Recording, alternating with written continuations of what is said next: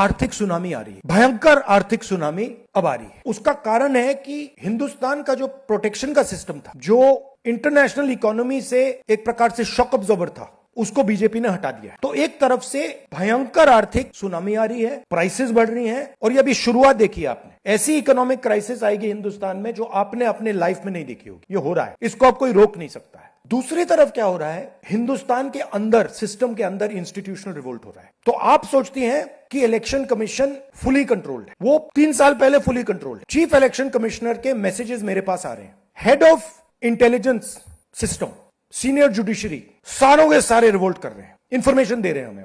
तो जो कंट्रोल का सिस्टम था एक तरफ से, वो कोलैप्स कर रहा है अंदर से, क्योंकि लोगों को दिख रहा है कि जनता का प्रेशर अब ऐसा भयंकर आएगा, अगर हम इस रास्ते पे चलते गए तो हमारे लिए रिस्क हो जाएगा। आप क्या सोचते हो, अगर जनता को मालूम है कि इलेक्शन सिस्टम रिग्ड है और जनता की मतलब इकोनॉमिक प्रेशर, गरीबी, दर्द के कारण जनता में गुस्सा आ गया, आप क्या सोचते हो कि इलेक्शन कमिश्नर को डर नहीं लगेगा कल क्या होने वाला है? तो अब क्या हो रहा है, सिस्टम अंदर से ऐसे हिल रहा है पूरा।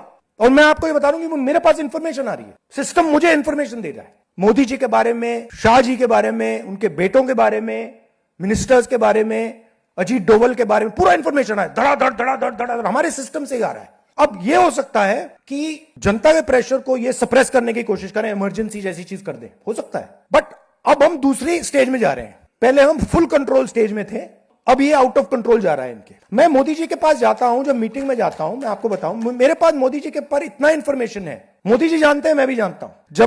जब मैं उनसे मिलता हूं, भैया आंख में आंख लगाना रहा,